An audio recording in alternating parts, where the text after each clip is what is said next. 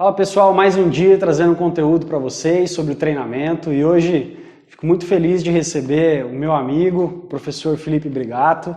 Obrigado por compartilhar um pouco da sua expertise conosco. A gente vai falar um pouquinho sobre hipertrofia muscular, sobre treinamento, sobre escolha de exercícios também. Fica com a gente, vai ser um bate-papo muito legal. Obrigado, professor. Bom, meu amigo, eu que agradeço. Muito obrigado. E vamos falar sobre exercício hoje, é isso? É isso aí. Vamos lá, então. Show. Bom, tem alguns questionamentos, né, de algumas aulas que a gente pegou já, que você fez e a gente trouxe aqui para esse bate-papo, mas também tem algumas perguntas que mandaram para a gente vai seguir nesse caminho aí, tá legal? Começando sobre o tema de treinamento e hipertrofia muscular, queria que você falasse um pouquinho para a gente sobre a questão de sujeitos treinados, sujeitos não treinados, como que é a resposta hipertrófica, se a gente consegue ter uma média de sujeitos que respondem mais, respondem menos, como que funciona isso, professor? Legal. Excelente pergunta, né, Renan? Primeiro ponto que eu acho que é importante para a galera que está acompanhando aí, que tem que ficar claro, é o seguinte. Quando a gente fala em sujeito não treinado, que seria o termo mais correto, né, que é o cara que nunca treinou, que vai começar um programa de treinamento de força, de musculação, ele com certeza ele tem ganhos muito mais rápidos e expressivos em comparação ao cara que já treina há muito tempo. Isso é muito comum da gente ver na academia, né, na sala de musculação. Quando você tem um cliente lá, um aluno de personal, um atleta que já tem um histórico de treino de 10, 15 anos, é muito difícil você fazer esse cara ter ganhos mesmo que pequenos, de força e massa muscular. Porque esse cara já tem o que nós falamos de lastro fisiológico muito grande, né? Como ele já tem uma adaptação muito grande por toda a experiência que ele tem na musculação, não é que ele não vai ter ganhos, tudo bem? Você consegue fazer esse cara responder, mas a resposta ela é muito mais sutil, né? Quando você pega uma pessoa que nunca treinou, por exemplo, a maioria dos estudos aí na literatura, Renan, eles têm uma duração em média de 6 a 8, 12 semanas. Chutando alto, você tem estudos de 16 ou um pouco mais. Mas geralmente esse período de tempo, então relativizando aí para 8 semanas, geralmente é um período de tempo em que você observa ganhos expressivos no cara que não é treinado, na pessoa que nunca treinou na vida. Tudo bem? Só que qual que é o grande ponto? Como esse cara ele ainda não tem experiência, e aí que vem o questionamento até para você interpretar os estudos, você concorda que o nível de responsividade dele é muito fácil de ser atingido? O que eu quero dizer para a gente ter uma aplicação prática? É que esse indivíduo, muitas vezes você não precisa se preocupar tanto com a manipulação do treino, ou qual é o melhor treino nesse momento, se é melhor usar volume mais alto ou mais baixo, exercício multiarticular ou isolado, se eu tenho que fazer pausa mais curta ou mais longa, porque a grande da verdade é que esse cara responde, entre aspas, com qualquer coisa. Né? A gente costuma dizer que eu até faço essa brincadeira que é o cliente o zoado, né? Porque ele chega pra gente estrupiado.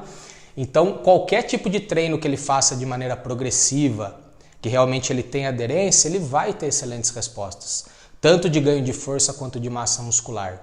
E aí, por que eu falei que isso é importante até para a gente interpretar os estudos e trazer para a nossa prática? Porque muitas vezes você vê um trabalho lá comparando, por exemplo, o volume de treino. Né? O que é melhor, volume mais alto ou volume mais baixo para hipertrofia? Que é uma discussão muito grande que se tem hoje na nossa área. Né? Você concorda que para o indivíduo que nunca treinou na vida, o cara que é sedentário, que está começando a fazer um programa agora, não vai fazer muita diferença para ele se eu vou fazer 5 ou 10 séries na semana, por exemplo, para cada grupo muscular? Porque é muito provável que para esse indivíduo 5 séries na semana já seja mais do que o suficiente para eu atingir o limiar de adaptação dele. Ou seja, com um volume baixo, que para esse cara na verdade já não é baixo, é alto, porque ele começou Partiu do zero, né? Partiu do zero, provavelmente ele já vai ter excelentes ganhos. Então se eu pego um estudo que comparou no indivíduo que nunca treinou, fica claro, 5 versus 10 e esse estudo não observa diferenças, eu não posso, a partir dele, querer extrapolar isso para um indivíduo que é altamente treinado, ou um aluno meu que treina há 10 anos, por exemplo.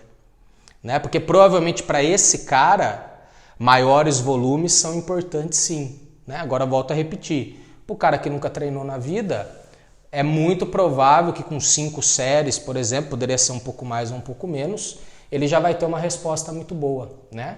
E até o incremento, Renan, para complementar, até o incremento de séries que você faz durante a semana, isso é importante para o personal, né? Porque a gente tem que pensar também na progressão do volume semana a semana, microciclo a microciclo. Então pensa o seguinte, cara, você pegou um aluno lá que está começando com você, independentemente de faixa etária, etc. Aí você iniciou com 1 ou 2 séries por semana para cada grupo muscular, ok? E aí imagina que você programou que na semana seguinte você vai pular de 2 para 4 séries. Então você teve um incremento de 2 séries, certo? Agora, você concorda que para esse cara eu pular de uma semana para outra, de 2 para 4 séries, eu estou dobrando o volume que ele está fazendo? 100%. É 100% a mais. Então, para esse indivíduo, embora sejam apenas 2 séries, eu estou tendo um incremento de volume absurdo em comparação com o que ele já fazia.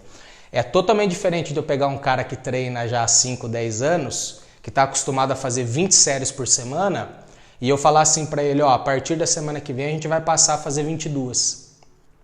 Eu incrementei as mesmas 2 séries, mas com certeza pensando em incremento de carga em resposta fisiológica, é totalmente diferente, né? Então tudo isso tem que ser considerado até para progressão de treino quando a gente fala em sujeitos não treinados e indivíduos que já são experientes na musculação. Muito bom, professor. Pegando o gancho do que você disse, existe uma recomendação de incremento de volume, por exemplo? Boa, legal. Excelente pergunta, cara. A gente não tem nada muito claro na literatura, tá? Isso é algo que para musculação, pensando em ganho de massa muscular, etc., é algo que tem sido começado a ser investigado agora, ok? Mas nós temos um estudo muito bacana que fez um incremento percentual de 20% no volume de treino em comparação ao que esses indivíduos já faziam antes de participar do experimento, tá? Então eram indivíduos que já tinham experiência na musculação, se eu não me engano, em média de 3 anos, ok? E aí uma perna dos caras fez esse treino com volume individualizado, esse incremento de 20%. Então vamos dar um exemplo. Se esse cara treinava com 10 séries por semana o quadríceps, quando ele entrou no estudo ele passou a fazer 12 séries. Se eu tenho outro indivíduo lá que fazia 20 séries na semana, ele passou a fazer 24 séries no estudo. O que interessa? Para ambos, eu incrementei 20%. E a outra perna dos caras fazia um volume padrão, 22 séries semanais, independentemente do que eles faziam anteriormente. Então, ou seja, isso era realmente individualizado. Perfeito. Né? E o que é importante, acho que você comentar desse estudo, é por que essa comparação é feita intra-sujeito? Isso é legal também, cara. Isso é importante pelo seguinte, quando nós comparamos diferentes indivíduos, diferentes grupos de indivíduos, você concorda que tem uma variação de resposta muito grande entre sujeitos? Que a gente vê isso na prática, né? Que é a famosa individualidade biológica. Ou seja, para a mesma intervenção, pessoal, mesmo volume de treino, intensidade, intervalo, etc., mesmo protocolo, mesmo número de sessões, você vai ter dentro de um grupo de indivíduos pessoas que vão responder ali dentro da média, né? Indivíduos que respondem muito acima, que é o cara que a gente brinca que é o jacaré, né, Renan? Que já responde muito bem. E você vai ter o cara que vai responder abaixo da média ou não vai ter ganhos, ou pode ser que naquele período ele ainda tenha diminuição da massa muscular, né? Que a gente brinca que são as lagartixas, né? Tem um jargão na nossa área que é quem nasceu para lagartixa nunca vai ser jacaré, no máximo chega a ser um calanguinho. E isso realmente existe, que é a tal da individualidade biológica, ok? Quando eu pego o sujeito e comparo ele com ele mesmo, você concorda que é a mesma individualidade biológica para a perna direita e para a perna esquerda? Ou poderia ser o braço direito e o braço esquerdo também, certo? Quando eu faço esse tipo de estudo, esse tipo de metodologia, independentemente da genética que o cara tenha, se ele tem mais ou menos facilidade de ganhar massa muscular, por exemplo, essa facilidade é a mesma para as duas pernas. Então eu estou comparando o sujeito com ele mesmo, perna direita e perna esquerda. Ou seja, essa questão da genética e da resposta individual ela não vai influenciar. Okay? Isso é importante ficar claro também, até para a gente entender a relevância, né, do estudo desse tipo. Com certeza. Continuando sobre esse trabalho. Então eles compararam duas pernas. E aí o que é o mais legal desse estudo, Renan? Os caras treinaram lá por 12 semanas e as duas pernas tiveram hipertrofia. Tá? Tanto a perna que teve o volume incrementado de maneira individualizada, 20%, quanto a outra perna que teve um volume lá fixo em 22 séries e não levou em consideração o histórico dos caras. As duas hipertrofiaram, mas olha que interessante. Quando você compara uma perna com a outra, a perna que teve um incremento individualizado em 20% teve uma hipertrofia que foi 2 vezes maior. Na média do grupo, você teve uma hipertrofia que foi de 10% e na outra perna uma hipertrofia que foi na casa ali dos 5%. E aí sabe o que é o mais legal de tudo? Das 16 pernas que treinaram com esse volume fixo de 22 séries, 8 delas tiveram um incremento de volume, em comparação com o que os caras já faziam, que foi de 30% a 120%. Ou seja, o que esse trabalho mostra para nós que é muito bacana? Que muitas vezes não adianta você querer dobrar, triplicar o volume de uma semana para outra, achando que isso vai gerar mais ganho, né? Porque esse estudo está mostrando assim para nós, olha, entre eu pegar um indivíduo e fazer um incremento mais controlado de 20% de volume, por exemplo, dentro de um programa de 8 semanas, em comparação eu pegar esse mesmo indivíduo e incrementar de 30% a 120% o volume dele, dobrar ou mais do que dobrar, os ganhos de hipertrofia não são maiores quando eu faço esse spike de carga, que é o que a gente chama, né? Que é, por exemplo, dobrar a carga, em comparação eu tenho um incremento mais brando. Neste estudo foi 20%. A gente não sabe se incrementos maiores ou menores, 10%, 30% ou 40%, vão resultar em respostas superiores. Mas eu indicaria para a galera que assim, se você quer ter uma programação adequada de como incrementar esse volume de semana a semana ou de mesociclo em mesociclo, e aí entenda mesociclo, por exemplo, um programa de 8 a 10, 12 semanas, a gente poderia trabalhar com essa margem de 20%, porque a gente sabe que ela é interessante para você ter incremento de carga e ter resposta hipertrófica, né? E o mais legal, nesse trabalho foram indivíduos treinados. Então assim, eu consegui gerar hipertrofia até no cara que teoricamente já está estagnado, né? Muito legal. A gente vai deixar a referência do estudo aqui na descrição do vídeo, depois se alguém tiver interesse em se aprofundar um pouco mais. Agora tem um outro conceito que eu gostaria de te perguntar, e tem alguns trabalhos falando um pouco sobre isso, que seria o conceito de séries desperdiçadas, né? Wasted sets. Sim, sim. E como que funciona isso? Será que, como que a gente consegue, se é que a gente consegue saber se estamos entrando nessas séries desperdiçadas ou não, né? Perfeito, Renan. Vamos lá, o que seria esse conceito de wasted sets, né? Que você falou aí muito bem, de séries desperdiçadas. Teoricamente, cada indivíduo tem um limite de séries por grupo muscular que ele é capaz de realizar dentro de uma sessão única de treino que vão resultar em elevação da síntese proteica miofibrilar. Então, teoricamente, eu faço 5 séries para um grupo muscular, eu tenho uma magnitude de elevação dessa síntese proteica, que é importante para eu ter hipertrofia a longo prazo, né? Se eu fizer 8 séries, eu tenho um incremento ainda maior, 10 séries e assim sucessivamente. O tal do conceito de séries desperdiçadas seria o momento em que eu realizo séries a mais, mas essas séries não resultam necessariamente em maior elevação da síntese proteica. O que eu quero dizer? Um exemplo bem prático. Pode ser que você tenha um aluno que ele consiga elevar o máximo possível a síntese proteica miofibrilar daquele músculo, realizando 8 séries dentro da sessão para aquele grupo muscular, né? Se você colocar ele para fazer 12 séries, por exemplo, pode ser que essas 4 séries a mais não gerem um resultado benéfico superior como você espera. Ou seja, pode ser que essas 4 séries a mais não elevem a síntese proteica numa magnitude maior do que ele levaria fazendo 8. Isso quer dizer o quê? Que você teve um desperdício, literalmente, de 4 séries a mais naquela sessão de treino. Nós não temos referência ou evidência que suporte qual que é esse limite. Tá? Por que eu estou falando isso? Porque tem muitos estudos que se baseiam nessa questão de elevação de síntese proteica, mas que eu me recorde, Renan, e aí pode ser que tenham evidências novas, eu sinceramente não sei te dizer, mas que eu me recorde, nós temos estudos agudos comparando no máximo até 8 séries. né? Então comparando 8 séries com 6, por exemplo. E até 8 séries você ainda tem uma resposta de maior elevação de síntese proteica, né? Agora, quando a gente vai para estudos crônicos, nós temos trabalhos na literatura, por exemplo, inclusive no nosso grupo, em que nós colocamos os caras para realizarem até 16 séries para o mesmo grupo muscular dentro da sessão. E o cara responde a longo prazo, o cara tem hipertrofia.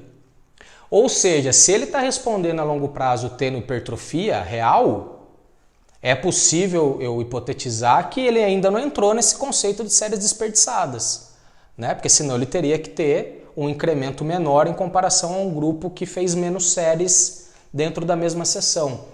O meu trabalho de mestrado, por exemplo, só para ficar claro aqui para a galera, eu comparei 2 grupos de indivíduos treinados fazendo uma sessão única com 16 séries para um músculo e um outro grupo de indivíduos que pegava esse volume e diluía em 2 sessões.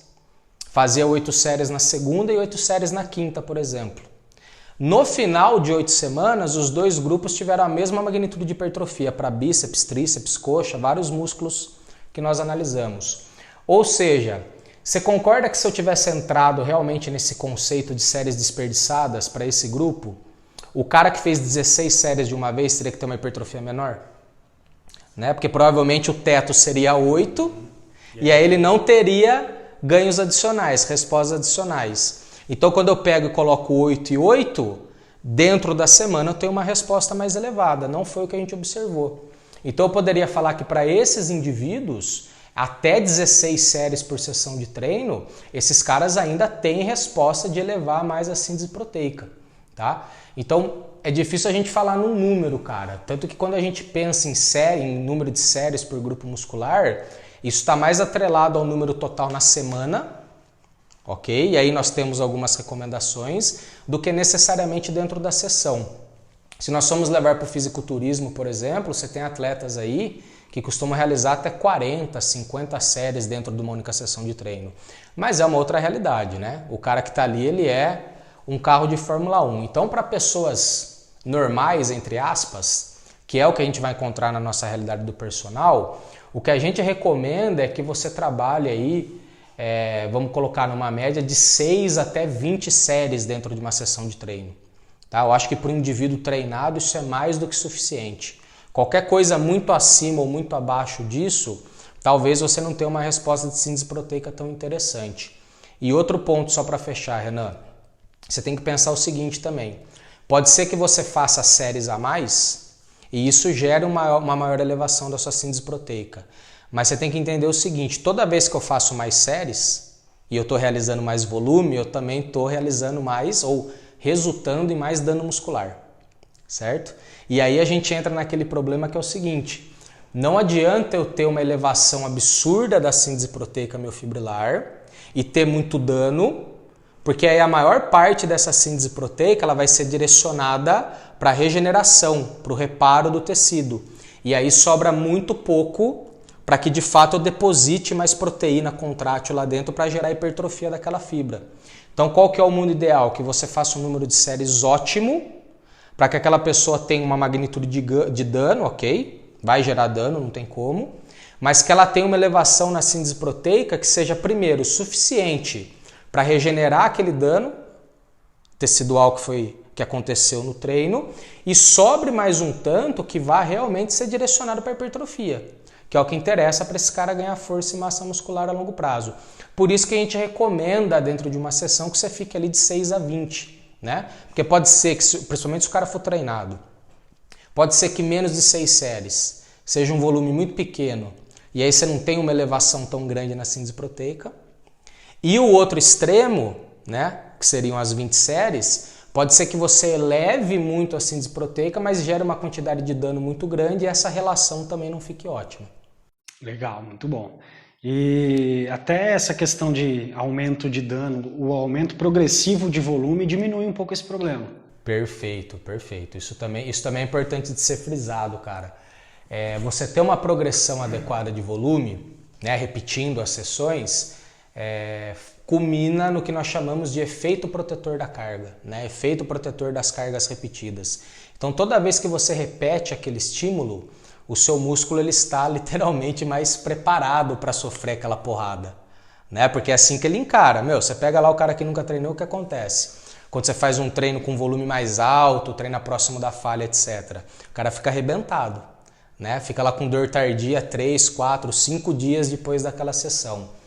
Se você repetir aquele mesmo treino na semana seguinte, é muito provável que essa magnitude de dano, de dor muscular, etc., seja bastante atenuada. Porque o músculo dele, que agora já se regenerou e já passou pelo processo de reparo, está mais preparado para suportar aquela magnitude de carga. É por isso que a gente tem que ter progressão. E aí a gente entra no princípio da sobrecarga progressiva, né? Que é um dos princípios aí que regem a teoria do treinamento. Okay? Tem um estudo até muito legal, só para citar para a galera, em que os indivíduos foram expostos a um protocolo de treino, então era treino excêntrico, né? Quando a gente faz só ação excêntrica, que é para gerar muito dano muscular mesmo. Mas teve um grupo que antes de fazer o protocolo de dano, uma semana antes, eles fizeram um treino com uma magnitude de carga muito baixa. O que eu quero dizer com isso? Os caras pegaram 10% de uma ação excêntrica máxima, tá? Então o máximo de peso que o cara conseguia controlar um movimento lá para fazer a flexão de cotovelo, ele pegava só 10% disso, então era um peso baixo, e fazia um protocolo lá de 2 ou 3 séries de 15 movimentos. Então um treino com pouco volume e pouca intensidade. Essa única série a mais, esse único treino a mais antes de um protocolo de treino mais volumoso para gerar bastante dano, já foi suficiente para gerar um efeito protetor em comparação ao outro grupo que não teve esse protocolo anterior, essa sessão de treino anterior. Ou seja, muitas vezes a gente fica pensando assim, eu tenho que tomar cuidado, não expor o meu aluno à progressão de carga, etc., porque pode ser que isso gere muito dano e ele não consiga se recuperar. Na verdade, a própria repetição da sessão já vai gerar esse efeito protetor. E outra coisa, se você está pegando um indivíduo que está começando a treinar agora com você, é totalmente plausível você pensar em fazer sessões de treino com menor carga, menor volume, etc., e adaptar esse cara, e não precisa ser muito não, uma sessão, que foi o que esse estudo mostrou, antes de você realizar o protocolo que você objetivou ter mais volume e mais dano muscular. Porque provavelmente a magnitude de dano que você vai gerar vai ser menor, e aí esse aluno vai sentir menos dor tardia, vai conseguir treinar mais cedo com você, e etc. Eu costumo sempre brincar o seguinte, Renan, que é uma dica importante aí para a galera que está na prática. O dano é inevitável, né? Seu aluno vai ter que passar por esse processo. Só que muitas vezes, quando você entra num período do treino dele, ali, da preparação, que você começa a aumentar volume e carga, e ele começa a sentir muita dor muscular, pode ser que esse cara fique assustado. Então você, como profissional, você tem que se portar de uma maneira que você vai passar segurança para ele. O que eu quero dizer com isso?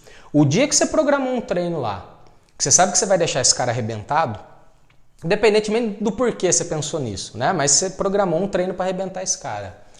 O que você poderia fazer para ganhar esse cliente? Chegar para ele e falar, olha, é o seguinte, hoje em comparação ao que a gente vinha fazendo, vai ser um treino mais intenso, então é muito provável que você sinta dor tardia, que você fique com o músculo bem dolorido e que isso perdure por 2, 3, podendo chegar até 4, 5 dias. Então você já está falando para ele que você sabe o que vai acontecer. Você concorda que é totalmente diferente de você não explicar nada para o seu aluno, ele vai, treina com você, né? Você deixa ele arrebentado, aí ele vai para casa, no dia seguinte ele acorda destruído. Né? O cara vai tomar banho lá, não consegue nem erguer o braço para lavar a cabeça, né? Tem que ficar esfregando o ombro aqui assim no box. É totalmente diferente, né, cara? Porque você passou para ele credibilidade, você falou, eu sei o que vai acontecer com você, você vai ficar com muito dano, vai gerar muito edema, então você vai sentir muita dor muscular. É esperado que isso ocorra. E outra coisa que você poderia fazer até para ganhar esse aluno, né? Chega para ele e fala, olha, eu sei que você vai ficar com dor, mas mesmo assim, se tiver uma dor insuportável, porque tem pessoas que são mais sensíveis mesmo, né? Percepção de dor, etc. Aí você fala pro cara, se tiver uma dor insuportável, volta aqui comigo, que eu vou te dar uma sessão de treino para diminuir sua dor. Por que eu tô falando para você fazer isso? Porque você concorda que se você não falar nada e esse cara for no médico, você perdeu esse cliente? Sem dúvida. Se você não falar, se você não tentar trazer ele para você e mostrar que você vai responder o problema dele, dependendo do médico que ele for, acabou, você perdeu o cliente. Porque o que o médico vai falar? Se ele não tiver noção do processo de dano e etc. que acontece com a musculação, vai falar, esse professor é louco, não volta mais nesse personal. Vai te machucar. Vai te machucar, vai gerar lesão, etc. A hora que você fala pro cara voltar para você, você está controlando a situação.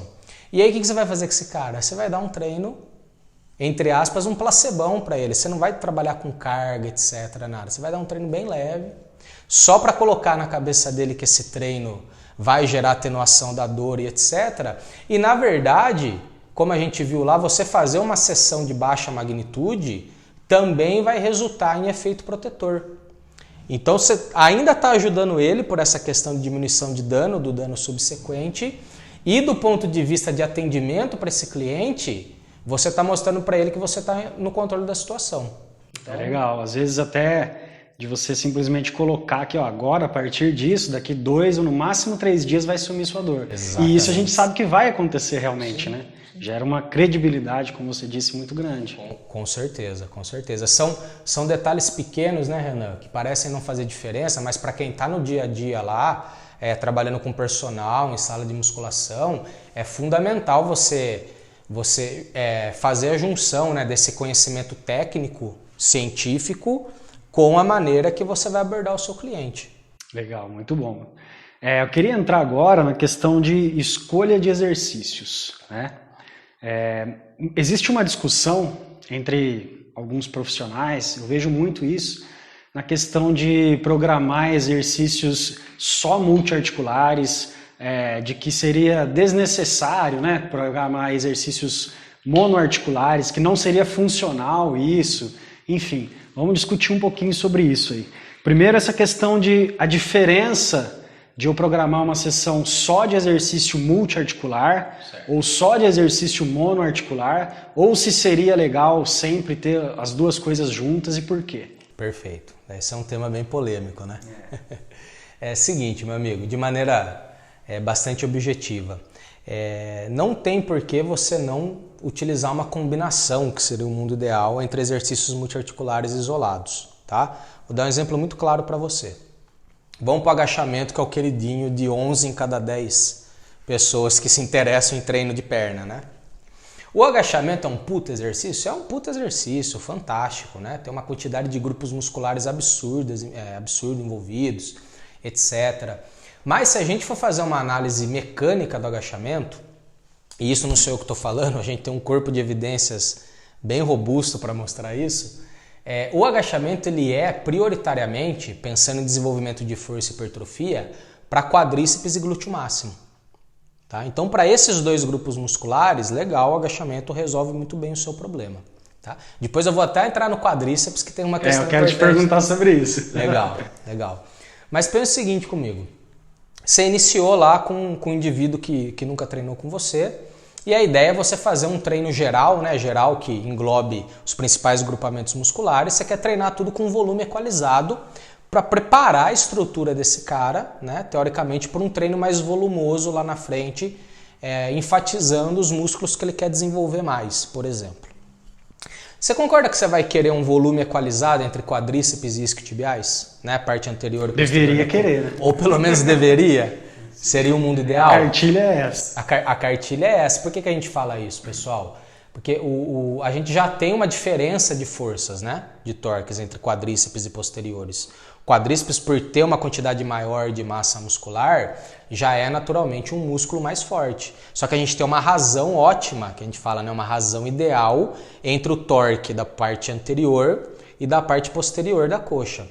Então a questão é a seguinte, não é nem só pela estética, né? De você ter uma coxa muito mais desenvolvida na frente do que atrás. Se você começar dentro do seu programa de treino a montar um modelo de treinamento em que você enfatize muito mais quadríceps do que posterior, as chances de você estar gerando a longo prazo um desequilíbrio articular para o seu aluno é muito grande. Né? Se a gente for pensar em mulher, então, que geralmente é quem tem mais essas características, deve fazer um treino que enfatiza muito mais quadríceps do que posterior, isso é ainda mais sério, porque a gente sabe que as mulheres são mais acometidas por problemas na articulação do joelho. Ok? E aí vamos voltar para o agachamento. Eu coloquei lá o bendito do agachamento para o meu aluno fazer. E eu imagino que treinou tudo, tem gente que fala isso, né? Da cintura para baixo o agachamento faz tudo. Hipertrofia quadríceps, glúteo, tríceps sural, faz você ganhar na loteria, traz a pessoa de volta amada em 3 dias, resolve seus problemas. Agachamento é tudo de bom, né? A gente fala. Só que qual que é o problema, Renan? O agachamento não vai enfatizar posteriores de coxa. E quando eu falo enfatizar é que literalmente não vai gerar adaptação a longo prazo, tá? Nós temos aí alguns estudos muito bem conduzidos, inclusive com ressonância magnética nuclear, que é padrão ouro para você aferir volume muscular, que é uma medida de hipertrofia fantástica, tá? E esses trabalhos mostram que, independentemente da amplitude do agachamento, já quero deixar isso claro, se é parcial ou completo, porque tem gente que acredita nisso, né? Tem muitos profissionais que, quando você vai falar sobre essa questão, te respondem o seguinte: mas você não hipertrofia posterior fazendo agachamento porque você não faz profundo, faz o profundo que gera resposta. E nós temos trabalhos aí extremamente recentes na literatura mostrando que, independentemente de você fazer o parcial ou o completo, e o completo no estudo foi 140 graus de flexão de joelho. Então era botar a bunda no chão mesmo lá, né? Eu brinco com o agachamento do funk, né? Independentemente da amplitude, você não tem hipertrofia a longo prazo dos posteriores de coxa. Por que isso acontece, cara? Porque você tem ali ocorrendo o famoso paradoxo de Lombard, né? O que esse paradoxo de Lombard diz? Que quando você tem um músculo que ele é biarticular, o que isso quer dizer? Ele cruza 2 articulações e ele está num trabalho dinâmico em que as 2 articulações estão em movimento, esse músculo acaba sendo inibido. Seu próprio sistema nervoso central vai gerar inibição desse músculo. Vamos pensar nos posteriores de coxa, né? Pega lá a cabeça longa do bíceps femoral. A cabeça longa do bíceps femoral, ela cruza a articulação do quadril e do joelho, né? Na articulação do quadril, ela é extensora, então ela ajuda a estender o quadril. E na articulação do joelho, ela é flexora, então ela faz a flexão, ela atua na flexão do joelho. Vamos pensar agora na ação concêntrica do agachamento, que é o momento que eu subo, né? Que eu literalmente empurro aquela barra para cima, aquele negócio está me jogando para baixo e eu tenho que fazer força para subir. Que movimentos articulares que estão acontecendo? Extensão do quadril e extensão do joelho, certo? Então no quadril, como está ocorrendo uma extensão, a porção do bíceps femoral que está lá vai encurtar e produzir torque para que auxilie na extensão do quadril. O glúteo máximo também está ali ajudando, obviamente, né? Agora, quando a gente vai para a articulação do joelho, como eu falei anteriormente, o bíceps femoral ele é flexor do joelho. E naquele momento o joelho está sendo estendido. Então, na verdade, lá naquela porção distal, o músculo está sendo alongado e não encurtado. Moral da história, Renan, você tem uma porção do músculo que está encurtando e outra que está alongando. O que acontece com o comprimento total do músculo, pensando nele todo? Ele praticamente não sofre alteração. Então você tem, na verdade, uma contração que ela é basicamente isométrica, ok? E a gente sabe que uma contração isométrica, não que ela não tenha magnitude de resposta, mas pensando em hipertrofia, etc., não vai gerar a mesma magnitude de hipertrofia do que fazer um movimento dinâmico, por exemplo, né? Além de ser uma contração isométrica, o seu sistema nervoso central ainda vai gerar uma inibição desse músculo. Porque o que ele pensa, cara? Ele fala assim, no quadril eu tenho o glúteo máximo ajudando, né? E no joelho eu já tenho o quadríceps contribuindo para estender o joelho, e aí eu pego os posteriores. No quadril ele ajuda e no joelho ele está atrapalhando. Então, moral da história, vamos fazer o seguinte, fica aí quietinho. Então ele silencia esse grupo muscular, né? Porque ele acaba atrapalhando de certa forma, e você tem outros grupos musculares que dão conta de fazer esse movimento, né? De produzir força e gerar torque para que essas articulações se movimentem. E aí o que a gente vê a longo prazo? Você não tem com exercícios multiarticulares dessas características de um agachamento, isso serve para um leg press também, enfim. Aqui tem todos os exercícios que têm essa mesma mecânica, né? Perfeito. Pensa assim, todos os exercícios que vão envolver simultaneamente extensão de quadril e joelho, movimento nas 2 articulações, vai ocorrer esse paradoxo de Lombard. Tá? Independentemente se você está fazendo em peso livre, máquina, não interessa. Se tem essa mecânica, né, de envolver quadril e joelho, os seus posteriores vão ser inibidos. Tá? Então, a longo prazo, você não vai ter uma resposta hipertrófica desse músculo. Só isso, cara, já justifica você adicionar exercícios isolados. Né? Porque pensa assim, eu fiz 3 séries de agachamento. Então, eu trabalhei em 3 séries o quadríceps, certo? De uma maneira ali importante, né? Dei ênfase no quadríceps. O que eu tenho que fazer agora se eu quero equalizar o volume entre quadríceps e posteriores de coxa? Eu tenho que ir em algum exercício que isole esse grupo muscular para eu enfatizar ele. Aí você tem cadeira flexora, mesa flexora, todos os exercícios, equipamentos que são monoarticulares, né, que envolvem só a flexão de joelho, mas que aí sim vão enfatizar esse grupo muscular para que você garanta equilíbrio entre a porção anterior e posterior da coxa a longo prazo. Isso é muito interessante. É importante falar desses estudos, que são estudos que utilizaram, como você disse, o padrão ouro de medida, né? A gente tem alguns estudos que demonstram a hipertrofia foi a mesma em pessoas que utilizaram só multiarticulares e outras que mesclaram, mas depende muito de como a gente consegue mensurar isso, porque eu simplesmente falar que a hipertrofia foi a mesma, mas como eu medi isso? Né? Quando a gente vai mais especificamente para cada músculo mesmo, para cada porção, a gente consegue observar essas pequenas diferenças, né? E eu queria que você falasse um pouquinho também agora do quadríceps. Pensando por essa lógica, o reto femoral, por exemplo, ele responderia da mesma forma? Boa, até comentei com você que eu queria falar disso, ainda bem que você me lembrou. Cara, ocorre o mesmo comportamento. Porque lembra que nós falamos? Todo exercício que envolver quadril e joelho, você vai ter esse paradoxo de Lombard acontecendo. E ele vai ocorrer para os músculos que são biarticulares, que é o caso do reto femoral. Reto femoral é a mesma história, tá? Ele cruza quadril e joelho. No quadril ele faz flexão e no joelho ele faz extensão. Então o que ocorre agora? No joelho ele está encurtando, no quadril ele está alongando. Mesma história, ele não vai ter alteração do comprimento, vai ter uma ativação isométrica, e aí os estudos que envolvem leg press, agachamento, etc., que dosam a hipertrofia do reto femoral, mostram que ele não tem resposta. A questão não é que a resposta é um pouco menor, né? É que não existe. E isso é importante de falar. Porque é diferente, Renan, daquela conversa para membro superior, né?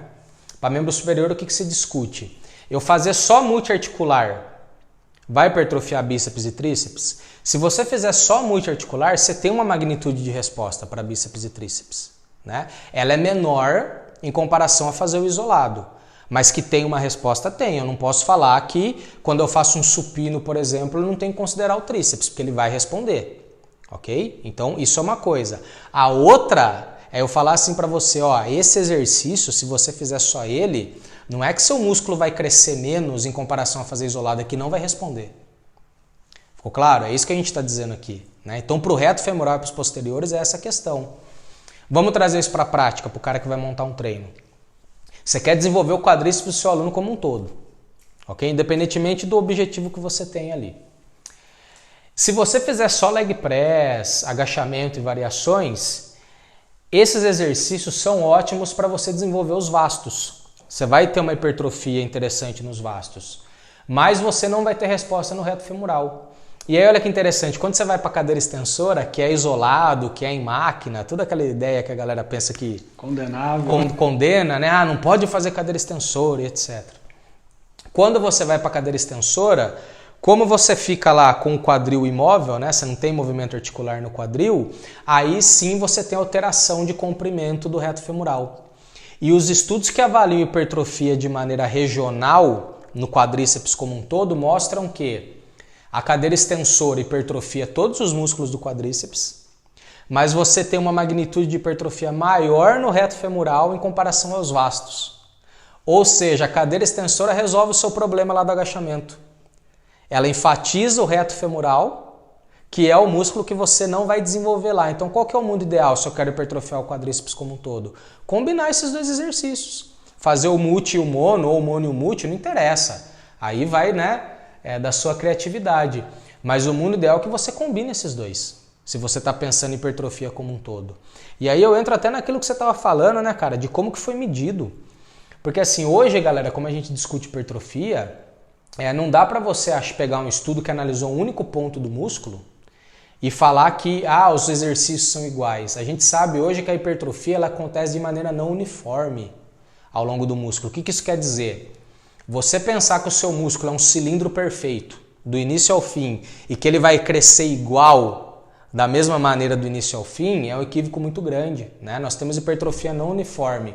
Então, dependendo do exercício que você faz, pode ser que você tenha uma hipertrofia maior na porção proximal em relação à porção distal, ou na região medial, e por aí vai. Tá? E aí nós temos vários estudos mostrando que isso acontece em diversos grupos musculares. Então, quando eu pego um trabalho que comparou só a porção medial do bíceps, por exemplo, e aí mostra que fazer remada e flexão de cotovelo isolado é igual, eu não sei necessariamente se é igual. Né? E se a remada e a flexão de cotovelo gerar respostas ao longo do comprimento do bíceps distintas? E a gente sabe que isso acontece, né? Você tem trabalhos aí na literatura mostrando isso. Isso eu vejo que é uma coisa muito importante para a gente debater sobre a metodologia dos estudos, né? Com certeza. Hoje em dia a gente tem muito estudo sendo pipocado aí o tempo todo e é uma concorrência até de que quem publica mais e mais e mais, mas algumas pessoas não se preocupam tanto com como interpretar esses dados, né? Às vezes eu vejo até pessoas pegando um estudo que nem objetivou investigar exatamente isso, mas eu acabo extrapolando resultados, né? Isso acho que atrapalha um pouquinho até a nossa prática, né? Acaba deixando a gente olhando para muitos lados e ao mesmo tempo faltando olhar para onde deve olhar. Ainda mais hoje que a gente tem um boom de informações aí, né, cara? Nesse momento você tem muita informação sendo colocada, principalmente em redes sociais, o que é muito legal, porque o profissional nesse momento, se ele está a fim de se atualizar e de pelo menos se manter informado sobre o assunto, ele tem muita informação ali, mas é que muitas vezes existe uma má interpretação daquele trabalho. Né? E eu não digo nem que é de má vontade, não, viu, Renan? É porque às vezes a pessoa ela realmente não conseguiu entender o que aquele estudo está mostrando. Vou dar um exemplo para você. Semana passada saiu um trabalho muito legal. Vai ter data isso aqui ou não? Porque eu falei semana passada, nem sei, né? 2020. Nós estamos em 2020, tá? Semana passada saiu um trabalho muito legal que comparou hipertrofia de fazer supino reto e inclinado. Okay? Então reto, banco na horizontal, inclinado, o banco estava a 44 graus, se eu não me engano. Em diferentes feixes do peitoral maior. Então eles consideraram os espaços intercostais. Né? Que quem faz ausculta, por exemplo, tem que entender desses pontos anatômicos. Né? Aí pegaram o segundo, o terceiro e o quinto espaço intercostal. Então, uma porção mais superior, uma mais medializada e uma mais inferior. E aí o que eles viram depois de 8 semanas? Que para o quinto espaço intercostal e para o terceiro, a hipertrofia foi a mesma fazendo supino reto e inclinado. Mas no segundo espaço intercostal, que seria a região mais superiorizada aqui, a hipertrofia foi maior para quem fez o supino inclinado. Né, para o grupo que fez só supino inclinado. Ou seja, parece que você mudar a posição corporal e direcionar o vetor de força, né, para feixes de fibras mais específicos, pode sim gerar uma resposta não homogênea e você enfatizar uma porção do músculo em detrimento à outra. Mas aí qual que é o problema de interpretação, Renan? Esse estudo deixou muito claro que ele dosou só a porção externo-costal do peitoral maior. Tanto que ele falou segundo espaço intercostal, terceiro, etc. Não foi dosada a porção clavicular. Né? Porque qual que é a ideia de fazer o supino inclinado? É que você enfatize a porção clavicular, né? E gera uma magnitude de hipertrofia maior nela. Então, baseado nesse estudo, eu não posso afirmar que fazer supino reto vai enfatizar mais a porção clavicular. Mas eu tenho uma evidência, e é a primeira, que está mostrando que sim, olha, quando eu inclino o banco, parece que os feixes superiores são mais hipertrofiados. Então eu já tenho, né, se eu combinar isso com uma análise mecânica do exercício que envolve ali direção de vetor de força, etc., é plausível sim hipotetizar que essa variação de angulações, principalmente por um músculo com essa característica que é penado, né, e aí tem ângulos diferentes, os feixes de fibras que ele apresenta, é plausível sim a gente pensar que essa variação pode fazer diferença pensando na hipertrofia do músculo como um todo. Mas, de novo, volto a repetir, não dá para eu pegar esse trabalho e falar, olha, tá vendo, quer hipertrofiar mais porção clavicular? Faz o supino inclinado, porque o estudo não mostrou isso. E tá escrito lá. Só que se você é um cara desavisado, você pega o paper e lê, e se você não for verificar lá anatomicamente qual que é aquele ponto, o que você vai pensar? Essa porção aqui é clavicular. É muito fácil de extrapolar esses dados. É muito fácil de extrapolar, perfeito, é isso mesmo. Bom, voltando na questão de escolha de exercícios, queria que você falasse um pouquinho, então. A gente chegou no consenso, né, de que os exercícios mono e multiarticulares são fundamentais. Mas, até pouco tempo existia uma recomendação, inclusive do Colégio Americano, né, de Medicina do Esporte, de que se iniciasse por músculos multiarticulares e depois a gente partisse para músculos monoarticulares. Até que ponto essa recomendação é indiscutível ou será que a gente tem que olhar com uma forma mais cuidadosa para isso? Ótimo, ótimo. Se você pegar o último guideline do Colégio Americano, que é de 2009, a recomendação para treinos de hipertrofia é que você inicie dos exercícios multiarticulares e vá para os isolados ou monoarticulares, como você bem pontuou. Qual que é a premissa, Renan, por trás disso? Quando você faz um multiarticular, você consegue mobilizar mais carga e a gente sabe que o volume total de carga é importante para hipertrofia, né? E se associava muito naquela época com maior resposta hormonal. Né? Quando eu faço exercícios que envolvem maior quantidade de massa muscular, e aí são os multiarticulares, né? Se eu tenho mais articulações envolvidas, consequentemente eu tenho mais músculo trabalhando. Sempre que eu faço exercícios que tem uma maior quantidade de massa muscular envolvida, a resposta hormonal aguda também é maior. O que eu quero dizer com isso? Você tem maior liberação sistêmica nos momentos subsequentes ao treino, e é bem agudo mesmo, tá? Dura no máximo de 15 a 30 minutos depois do treino. Mas você tem uma maior resposta de GH, testosterona, IGF-1, todos os hormônios que a gente sabe que tem um potencial anabólico. Então a galera começou a associar isso, olha, vamos fazer tudo que é multiarticular primeiro, que a gente trabalha com mais carga, ativa mais músculo, e aí além da gente recrutar mais músculo, a gente também tem uma resposta hormonal maior, aguda, o que pode ser que resulte em respostas crônicas mais interessantes. Então essa que era a premissa. Mas quando a gente pega os trabalhos aí que comparam ordem de exercícios, de colocar o multi ou mono primeiro, o que parece ficar claro?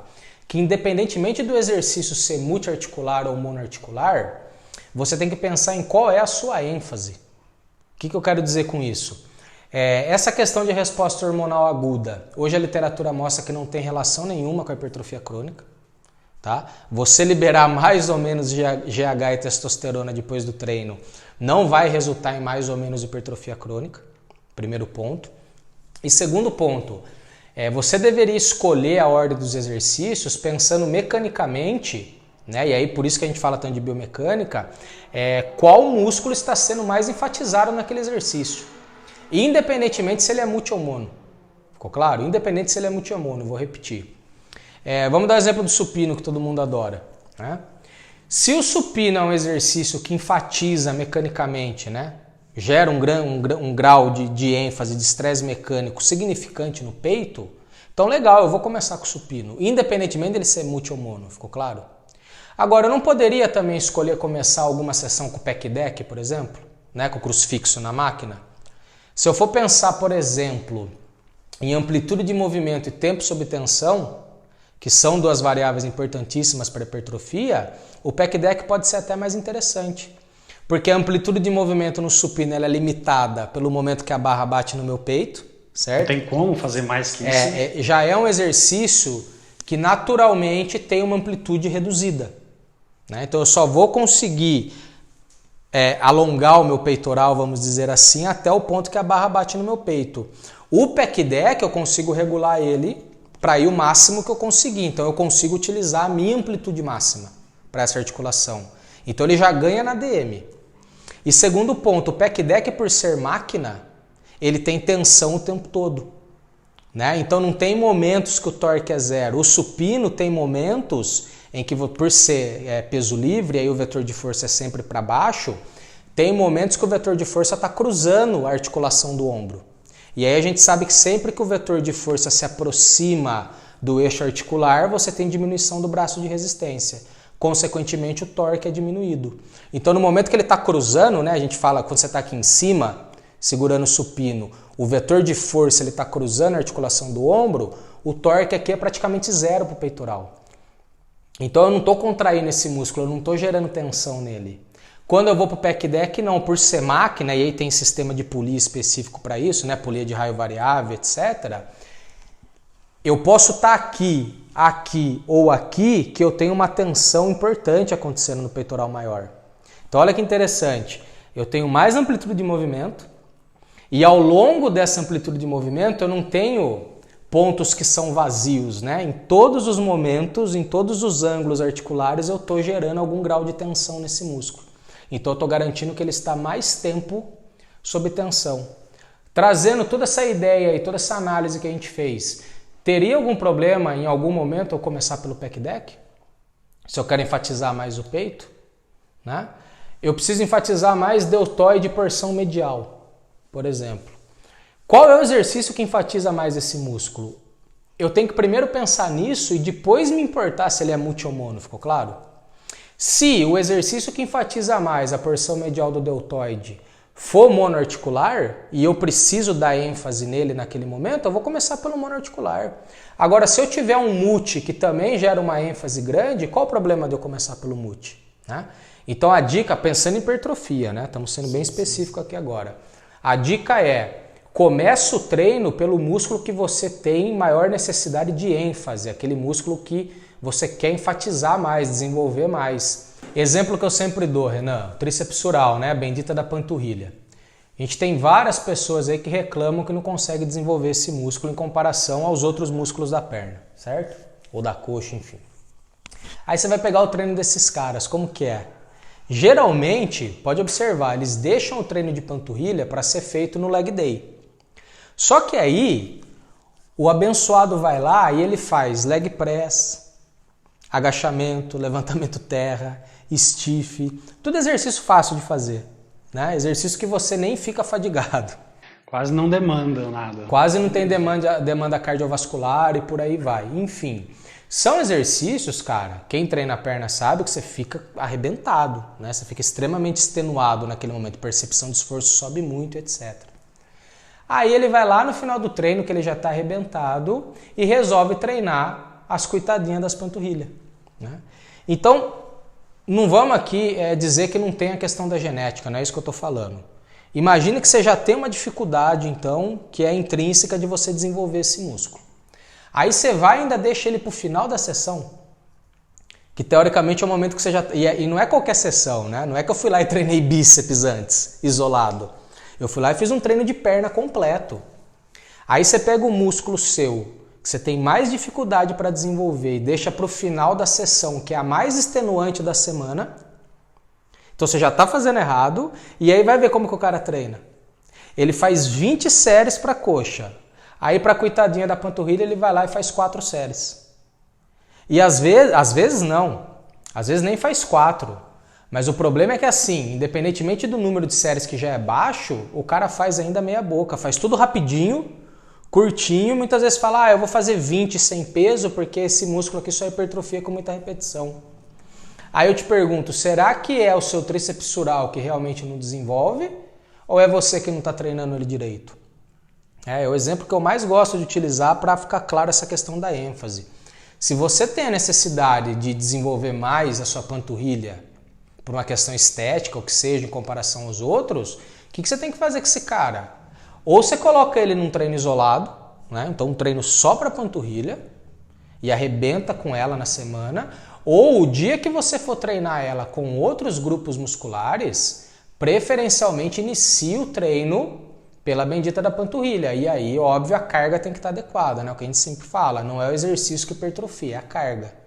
Então, se para o bíceps, que é o seu adorado, você vai lá e faz 20 séries, tudo próximo da falha ou até a falha, calcula intervalo, coloca peso, etc, etc. Se você quer desenvolver a panturrilha, é a mesma coisa. Então a carga também tem que estar adequada para esse músculo responder. Isso é muito interessante, é uma forma de esclarecer um pouco Não pelo protocolo em si, mas pela maneira de pensar, né? Acaba ficando muito mais fácil para a gente conseguir programar o que a gente vai fazer na prática, né? Com certeza. Bom, queria agradecer muito, professor Felipe Brigato. Mais uma vez, é uma satisfação muito grande estar com você aqui. Parceiro. Obrigado por tudo. Eu espero que numa próxima a gente volte para falar um pouco mais sobre alguns outros assuntos aí, Com certo? certeza, eu que agradeço. O Instagram do professor Felipe está aqui embaixo. A gente deixa também algumas referências que ele citou aqui durante o bate-papo.